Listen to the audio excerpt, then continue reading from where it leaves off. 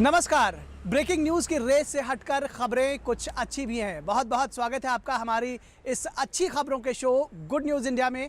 मैं हूं निखिल सिंह, मेरे साथ है मेरी सहयोगी जया। जी हाँ, और बहुत बहुत स्वागत है आपका एक बार फिर इस बहुत ही खास कार्यक्रम में।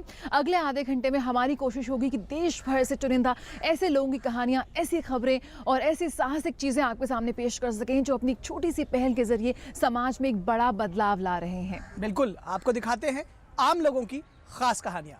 शुरू करते हैं गुड न्यूज़ इंडिया।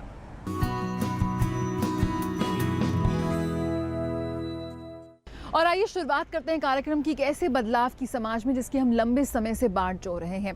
बाल विवाह एक ऐसी कुप्रथा है जिसका हम लंबे समय से इसे खत्म करने की कोशिशें जारी हैं, लेकिन समाज में अभी भी एक ऐसा वर्ग है, एक ऐसा तबका है जो अभी भी सुधरने का नाम नहीं ले रहा है। तो इसी कड़ी में आइए आपको ले चलते हैं बिहार, जहाँ पर एक बहुत ही सशक्त पहल की शुरुआत हुई है। बिल्कुल, ये सशक्त पहल की शुरुआत हुई है बिहार के पश्चिम चंपारण जिले में, और ये शुरुआत की है वहाँ की लड़कियों ने, महिलाओं ने। इन सब ने मिलकर 10-10 लोगों की टीम बनाई है जिसको नाम रखा गया है सुकन्या टीम। हर पंचायत पे ये नज़र रखती हैं और कहीं भी अगर बाल विवाह की भनक मिलती है तो ये पूरी टीम वहाँ पहुँच जाती है। साथ ही साथ जागरूकता भी फैला रही हैं।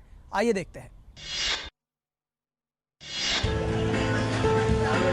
पश्चिम चंपारण जिले की बेटियों ने बाल विवाह की कुप्रथा को रोकने के लिए खास पहल की है। अब तक दर्जनों बेटियों ने इसी आधार पर शादी से इनकार कर दिया है।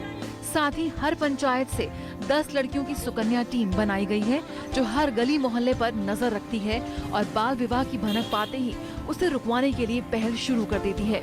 जिले में इस मुहिम की अगवा बनी है समाज सेवी लक्ष्मी खत्री, जिन्होंने 5 लड़कियों का समूह बनाकर इसकी शुरुआत की थी।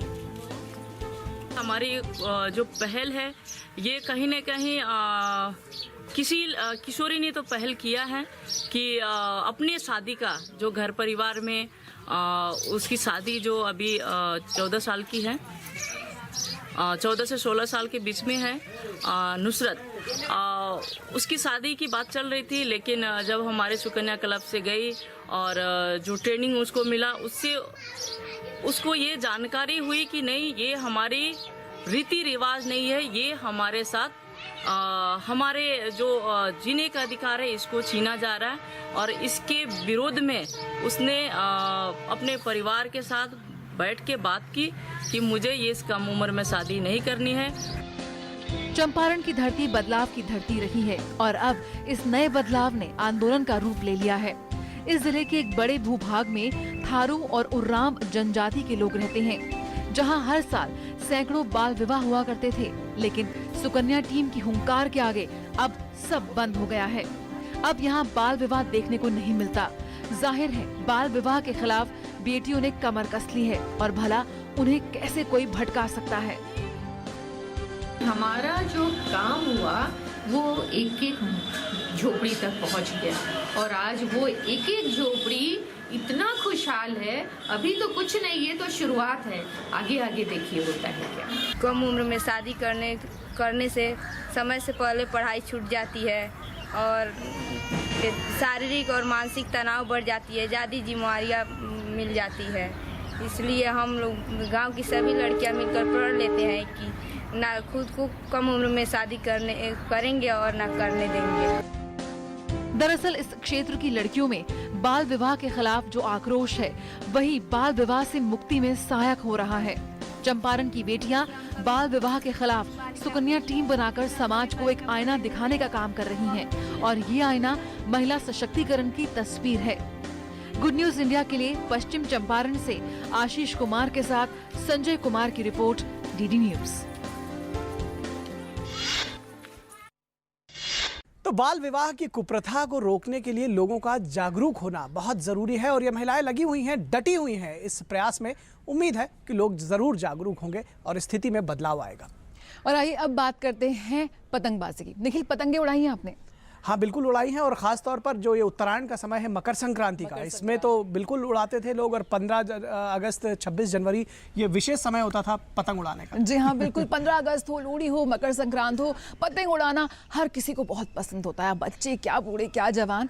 और आसमान में उड़ती है रंग बिरंगी पतंगे वाकई बहुत ही सुकून भरा एहसास देती हैं। लेकिन इसका एक दूसरा पहलू भी है, और ये है कि ये पतंगे और इनका मांझा काफ़ी खतरनाक भी हो सकता है। और इस खतरे से आगाह करने के लिए, इस खतरे से लोगों को बचाने के लिए अहमदाबाद के मनोज भावसार आगे आए हैं, उनकी टीम आगे आई है। हम इनके बारे में पहले भी आपको दिखा चुके हैं और इस बार आपको फिर बता रहे हैं क्योंकि इनकी टीम लगातार बड़ी हो रही है, लोग जागरूक हो रहे हैं और उम्मीद है कि ये जो जागरूकता की पहल इन्होंने शुरू की है अहमदाबाद से, वो पूरे देश तक जाएगी। आइए देखते हैं।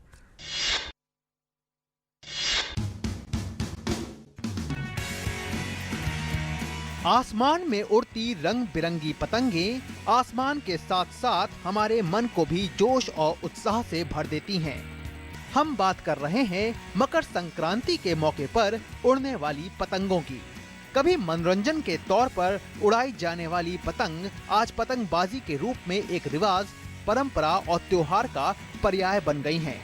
लेकिन इस पतंगबाजी का एक दूसरा पहलू इसके मांझे से होने वाली दुर्घटनाओं से जुड़ा हुआ है। हर साल मकर संक्रांति के मौके पर तमाम लोग पतंग के मांझे से गंभीर रूप से घायल हो जाते हैं, लेकिन इनसे निपटने का बीड़ा अब उठाया है अहमदाबाद के मनोज भावसार ने। पतंगबाजी में इस्तेमाल होने वाले तेज मांझे से वाहन चालकों को बचाने के लिए मनोज पिछले कई सालों से शहर के ब्रिजों पर 20 फुट की ऊंचाई पर तार बांधते हैं ताकि पतंग कटने पर डोरी तार में उलझ जाए और किसी वाहन चालक या राहगीर को नुकसान न पहुंचे। जो काइट का थ्रेड होता है, जो डोर होती है, वो डोर के वजह से जितने अहमदाबाद के फ्लाईओवर ब्रिजेस है उस पर बहुत सारे एक्सीडेंट केसेस होते थे। अगर वो एक्सीडेंट केसेस नहीं हुए उसके लिए मैंने जो फ्लाईओवर ब्रिज है वो रोड लेवल से करीबन 15 से 20 फुट की हाइट पे एक लोहे का जो तार है उसको मैं इंस्टॉल कर रहा हूँ ब्रिज के जो इलेक्ट्रिक पोल है उसके ऊपर। जो फ्लाईओवर ब्रिजेस थे उस पर बहुत सारे एक्सीडेंट के केसेस कम हो गए हैं और जहाँ तक मेरा मानना है वहाँ तक तो कोई के ब्रिजेस ऐसे कि जहाँ पे बहुत सारे केसेस होते हैं वहाँ पे आज के टाइम में कोई एक भी केसेस बन नहीं रहे वहाँ पे। पिछले लगभग 10 वर्षों से उत्तरायण के पर्व के दौरान मनोज इस काम में जुट जाते हैं। फायर ब्रिगेड की टीम भी इन्हें इस नेक काम के लिए हर तरह की सहायता मुहैया कराती है। एक विशेष प्रकार के वाहन में मनोज भाई फर्स्ट एड सेफ्टी किट भी साथ लेकर चलते हैं। उत्तरायण के दौरान घायल व्यक्ति या पक्षियों को खास प्रकार का मलहम लगाते हैं जिससे खून कुछ पलों में बंद हो जाता है। अहमदाबाद के बाशिंदे मनोज भावसार के इस काम की खुले दिल से प्रशंसा करते हैं।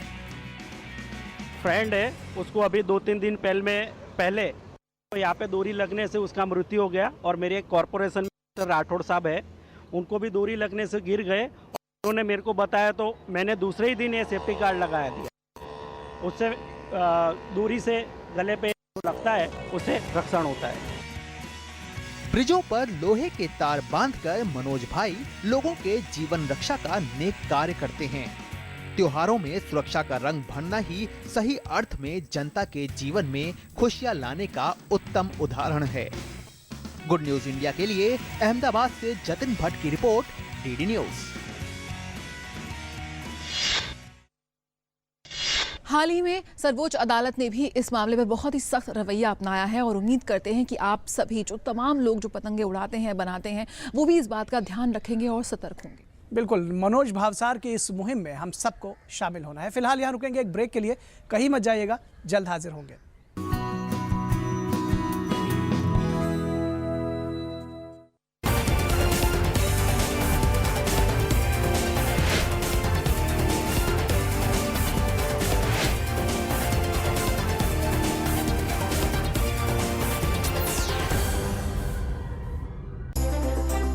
सुबह का सही आगाज ताजा खबरों के साथ, सुर्खियों के आईने से देश विदेश की सही तस्वीर और दिन के हर पहलू पर नजर। नया सवेरा सोमवार से शुक्रवार सुबह 7 बजे सिर्फ डीडी न्यूज पर।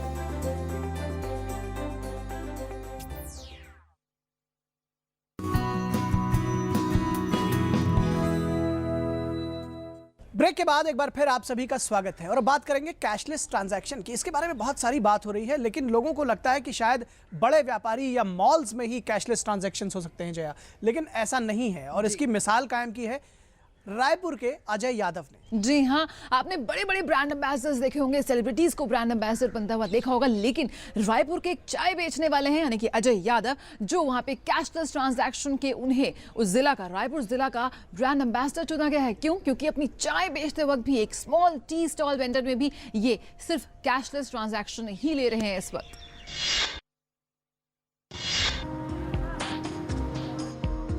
रायपुर के दंगनिया बम्बलेश्वरी मंदिर के सामने का ये चाय स्टॉल ग्राहकों के बीच काफी लोकप्रिय है। लेकिन यहाँ पर चाय पीने के लिए आपको खुले पैसे नहीं ढूंढने होंगे, बस आपके पास मोबाइल होना चाहिए। साथ ही आपके लिए चाय बनाने वाले कोई आम व्यक्ति नहीं है, बल्कि कैशलेस ट्रांजैक्शन के ब्रांड एम्बेसडर हैं। मिलिए अजय यादव से। अजय को ये सम्मान अपनी छोटी सी दुकान में मोबाइल वॉलेट, पेटीएम से भुगतान लेकर कैशलेस ट्रांजैक्शन को बढ़ावा देने के कारण दिया गया है। लोगों को परेशानी से निजात मिल गया इस चीज से कि जिनके पास चिल्लर नहीं थी, वो अगर एप्स रखें तो उससे आप पेमेंट करें और चाय पी के चले जाओ। लोगों को यही निवेदन करता हूँ कि सारे लोग, लगभग नहीं तो सारे लोग कम से कम इस चीज का उपयोग करें। इससे काला धन तो हटेगा ही हटेगा और जो भ्रष्टाचार है वो भी हट जाएगा, काली कमाई रुक जाएगी। दरअसल जिला प्रशासन को जब अजय की कैशलेस ट्रांजैक्शन वाली चाय की दुकान के बारे में पता चला तो आला अधिकारियों ने खुद जाकर इसे देखा और पाया कि अजय की छोटी सी दुकान इस मामले में मशहूर हो चुकी है।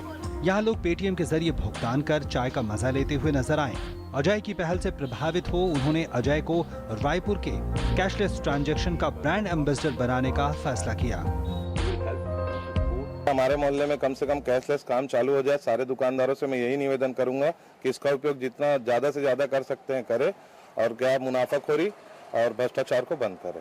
अभी जब हमें चिल्लर की बहुत दिक्कत थी, एटीएम से बस बड़े बड़े नोट्स निकल रहे थे, तो ना तो चिल्लर हमारे पास होते थे ना ही इनके पास होते थे, तो हमें बहुत दिक्कत होती थी। अब सुविधा हो गई है, हम सीधे कार्ड से पेमेंट कर देते हैं, पेटीएम से पेमेंट कर देते हैं। अच्छा है काफ़ी। अजय 2 साल से अपने मामा के साथ टी स्टॉल चला रहे हैं।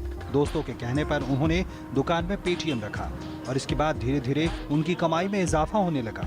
अजय की इस पहल की सराहना की जा रही है तो वहीं मोहल्ले के बाकी दुकानदार भी इससे जागरूक हो रहे हैं। अजय ने विमुद्रीकरण को सकारात्मकता से लेते हुए अपने दुकान में कैशलेस भुगतान की सुविधा की शुरुआत की। यकीनन एक छोटी सी दुकान, लेकिन एक बड़ी पहल, एक बड़े बदलाव की ओर। गुड न्यूज इंडिया के लिए रायपुर से राघवेश पांडे की रिपोर्ट, डीडी न्यूज। और आइए अब आपकी मुलाकात करवाते हैं एक ऐसे शिक्षक से जो खुद दिव्यांग हैं, लेकिन फिर भी हजारों बच्चों के बीच शिक्षा की अलख को जला रहे हैं। बिल्कुल, बात कर रहे हैं गोपालगंज के सकलदीप शर्मा की। ये खुद देख नहीं सकते लेकिन लोगों को दुनिया दिखाना चाहते हैं। ऐसे बच्चों की एक नई खेप तैयार करना चाहते हैं जो विकास की नई गाथा लिख सके, जो मनुष्य को मनुष्य होना सिखाए। आइए देखते हैं।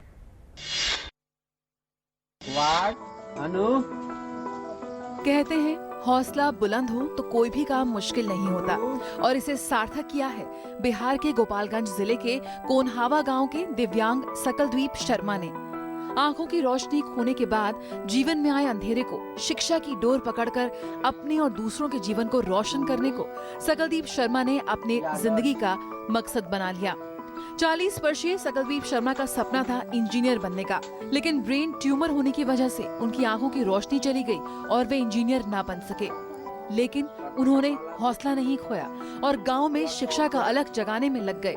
खासकर उन्होंने गांव के गरीब छात्र छात्राओं को शिक्षित करने का बीड़ा उठाया। इस स्थिति में भी हम वह काम कर सकते हैं जिसके माध्यम से यह जीवन सार्थक होता है, और वह कार्य है शिक्षा। शिक्षा देना अथवा शिक्षा लेना इस जीवन का वह महत्वपूर्ण काम है जिसको इस जीवन से वास्तविकता का अमृत फल मिलता है। अपनी आंखों से दुनिया को नहीं देख पाने का मलाल अब सकलदीप को नहीं है, क्योंकि वो दूसरों की जिंदगी में उजियारा फैला रहे हैं। कक्षा और छात्र छात्राएं उनकी दुनिया हैं और वे उन्हें संवारने में कोई कसर नहीं छोड़ते। दिव्यांग सकलदीप शर्मा से शिक्षा लेने वालों में कक्षा 10वीं तक के छात्र छात्राएं शामिल हैं। दृष्टि दोष के उपरांत हमने निज का आकलन किया और इस आकलन के फल स्वरूप हमने शिक्षा के प्रसार में अपना विशेष योगदान देने के लिए सहयोग किया, और आज भी अपने गांव के अथवा कस्बे के विद्यार्थियों को बुलाता हूं और विद्यार्थियों में पढ़ने लिखने की जिज्ञासा जागृत करता हूँ और पढ़ाता हूँ। इसमें हमें सफलता भी मिली है। हमारा पढ़ाए हुए एक विद्यार्थी मैनेजर भी है बालेश्वरम में। छात्र छात्राओं को पढ़ाने के साथ साथ सकलद्वीप शर्मा अब तक 100 से ज्यादा काव्य भी रच चुके हैं। उनकी काव्य रचनाओं में वीर रस, देशभक्ति और प्रेम का पुट रहता है। मेरी काव्य रचनाएं लगभग 100 पृष्ठ अथवा उससे अधिक हुई है, जिसमें देशभक्ति रचनाएं हैं 50 पृष्ठ, जिसमें भारत चालीसा, भारताष्टक, हिंद की धरा और कुछ भक्ति रचनाएं हैं। आध्यात्मिक रचनाएं भी मैंने की हैं। आंखों की रोशनी खोने के बाद हौसला न हारने वाले सकलद्वीप आज लोगों के सामने मिसाल है। खुद दुनिया नहीं देख सकते, लेकिन दूसरों को शिक्षित कर उन्हें दुनिया से रूबरू कराते हुए सकल उन्हीं की आंखों से दुनिया को देखते हैं। गुड न्यूज इंडिया के लिए गोपालगंज से सत्यप्रकाश वर्मा के साथ संजय कुमार की रिपोर्ट डीडी न्यूज के लिए। तो आप भी अपने आसपास, अपने गांव में, अपने शहर में इसी तरह के बदलाव के वाहक बनिए, परिवर्तन के वाहक बनिए और सार्थक बदलाव लेकर आइए। जी हाँ, और इसी के साथ रुकेंगे छोटे से ब्रेक के लिए, लेकिन खबरें अभी और भी हैं तो कहीं जाइएगा नहीं। Will be right back.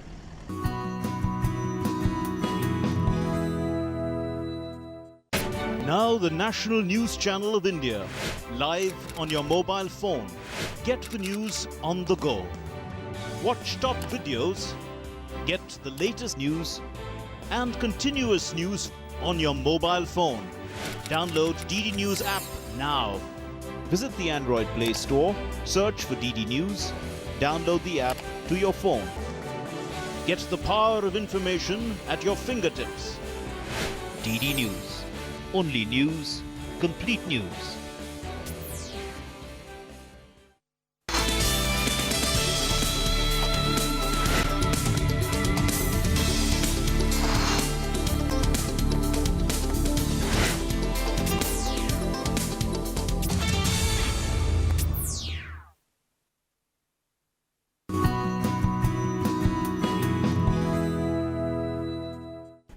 Break के बाद आप सभी का बहुत बहुत स्वागत है। आप देख रहे हैं गुड न्यूज इंडिया। आज की महिलाएं घर में एक सुगृण गृहिणी के तौर पर काम करती हैं, तो वहीं घर से बाहर जाकर वो घर का पालन पोषण करने की भी क्षमता रखती हैं। इसी कड़ी में आइए आपको ले चलते हैं दुर्ग, जहां की बुनकर महिलाएं इस वक्त देश की हर एक महिला के लिए मिसाल बनकर उभर रही है। बिल्कुल ठीक कहा जाए। आपने सुना होगा, कोमल है कमजोर नहीं है, शक्ति का नाम ही नारी है। और इसी तरह की महिला सशक्तिकरण की मिसाल कायम करती उसकी एक नई इबारत लिखती है दुर्ग की ये महिलाएं। गांव की रहने वाली, लेकिन इन्होंने खास काम किया है। एक दरी बनाने का काम शुरू किया बहुत छोटे स्तर से, और आज कहां पहुंच गई है ये देखने की बात है। छत्तीसगढ़ के दुर्ग जिले की बुनकर महिलाओं ने आर्थिक तंगी से निपटने के लिए अपने हुनर और परिश्रम से एक मिसाल पेश की है। मुफस्सी में जिंदगी गुजार रही इन बुनकर महिलाओं ने पुरानी साड़ियों और चुनरियों से दरी बनाने के काम की शुरुआत की। पहले अपने हाथों से एक दरी बुनने वाली ये महिलाएं आज मशीनों पर काम कर रही हैं और अपनी कला को देश भर में पहुंचा रही हैं। कुछ महिलाओं ने इस मुहिम की शुरुआत की, पहले समिति बनाई और फिर स्वयं सहायता समूह का गठन कर बुनकरी के इस काम को बड़े पैमाने पर शुरू किया। पूरी इच्छा शक्ति और लगन से इस काम में जुटी महिलाओं का कारवां बढ़ता गया। विभिन्न संस्थाओं ने इन महिलाओं के जज्बे को देखते हुए मदद के लिए आगे हाथ बढ़ाया। आर्थिक मदद की बदौलत हाथों से दरी बनाने वाली महिलाएं मशीनों की सहायता से दरी बनाने लगी। देखते ही देखते महिलाओं का कारवां आगे बढ़ता गया और इन मशीनों की तादाद भी। हम लोग 3 महीना ट्रेनिंग किए, फिर दरी बनाए, कुछ टाल पट्टी बनाए शुरुआत में, और वहाँ से ट्रेनिंग करके हम लोग 20-30 महिला मिल के लोन लिए, और लोन लेके हम लोग मशीन खरीदे और इसको शुरुआत किए यहाँ से। अच्छा से डेली 9 बजे से सुबह 6 बजे ले काम करेगी महिला, तो वही 5,000 की लगभग अपना मतलब निकाल लेगी। छोटे से गांव से शुरू हुई इस बुनकर महिला समिति में आज 70 से ज्यादा महिलाएं सदस्य हैं और 30 से भी ज्यादा आधुनिक मशीनें खादी के कपड़े और दूसरे वस्त्र बनाकर न सिर्फ आर्थिक तौर पर सशक्त हो रही हैं, बल्कि अपने बच्चों को भी अच्छी तालीम दिलवा रही हैं। खास बात यह है कि राज्य सरकार इनकी बनाई हुई दरिया खरीद कर इन्हें उसकी अच्छी कीमत भी दे रही है। 2003 से ट्रेनिंग लेने के बाद अभी कंटिन्यू कर रहे हैं, अभी तो ट्यूनिंग का काम चल रहा है, पर टाट पट्टी का काम आता है तो ठीक ठाक कमा लेते हैं। और पहले सिर्फ मिस्टर कमाते थे, अब हम लोग भी उनकी मतलब योगदान दे पाते हैं घर की खर्च पे। घर की स्थिति पहले ठीक नहीं थी, अब मेरे पति अकेले कमाते थे पहले, अब मैं भी उनका साथ दे रही हूँ, उससे थोड़ा सुधार आ गया है घर में। इन महिलाओं की मेहनत और जज्बे ने आज इन्हें आत्मनिर्भर बना दिया है। इनका सालाना टर्नओवर 60 लाख रुपए से भी अधिक हो चुका है। आज ये महिलाएं दूसरों के लिए प्रेरणा का स्रोत बन चुकी हैं। किसी ने कहा है, स्वावलंबन की एक झलक पर न्यौछावर कुबेर को कोश, और दुर्ग की इन महिलाओं ने इसे सच कर भी दिखाया है। गुड न्यूज इंडिया के लिए दुर्ग से मोहम्मद फारूक के साथ राघवेश पांडे की रिपोर्ट, टीटी न्यूज। और अब बारी आपकी ईमेल्स की। बहुत बहुत शुक्रिया हमें इतनी भारी संख्या में इतनी सारी ईमेल्स भेजने के लिए। और आपके ईमेल से हमारा हौसला बढ़ता है, यकीन मानिए। लेकिन सारे ईमेल्स हम आपको दिखा नहीं सकते, कुछ चुनिंदा ईमेल्स आइए आपको दिखाते हैं। ललित मेश्राम महासमुंद छत्तीसगढ़ से लिखते हैं कि गुड न्यूज इंडिया देखा, बहुत सराहनीय कदम है। लोगों का और देश का मनोबल बढ़ाने में इससे बड़ी मदद मिलेगी। इस कार्यक्रम को दिन में कई बार दिखाएं। MS रावत देहरादून उत्तराखंड से लिखते हैं, नए साल की हार्दिक बधाइयाँ। आप वाकई में देश भर से ऐसी खबरें दिखा रहे हैं जो प्रेरणादायी है, समाज में बदलाव लाने में सहायक है। आप लोगों को जागरूक कर रहे हैं और सकारात्मकता का संचार कर रहे हैं। सोन कुमार लिखते हैं कि आपका कार्यक्रम बहुत पसंद है, जब भी देखता हूँ बहुत ही खुशी महसूस होती है। दूरदर्शन आज भी सबसे विश्वसनीय चैनल है। फर्रुखाबाद से कविता सिंह का ईमेल आया है, गुड न्यूज इंडिया कार्यक्रम की नियमित दर्शक हूँ। दुनिया की बेहतरीन नाविकों में से एक भारत की तारामती से मुलाकात यादगार रही। आपके ईमेल्स और आपके ये शब्द हमें बताते हैं कि आपको गुड न्यूज़ इंडिया कार्यक्रम पसंद आ रहा है और हमारी कोशिश को आप सराह रहे हैं। भाई हमारी तो यही उम्मीद है कि हमारे इस कार्यक्रम के जरिए देश भर के लोग भी इस बदलाव का हिस्सा बने। लेकिन गुड न्यूज़ इंडिया के आज के इस अंक में इतना ही। मुलाकात होगी आपसे अगले हफ्ते इसी वक्त पर। तो आप अपने ईमेल्स लिखना हमें जारी रख सकते हैं। हमारा ईमेल आईडी है ddgoodnewsindia@gmail.com। और इन ईमेल्स के अलावा अगर आपके पास कुछ अच्छी खबरें हों, गुड न्यूज़ के कुछ वीडियोस भी हों, तो वो भी आप हमें इस ईमेल आईडी पर भेज सकते हैं। तो हमारे आज के इस अंक में बस इतना ही। हमारी पूरी टीम को दीजिए इजाजत। नमस्कार।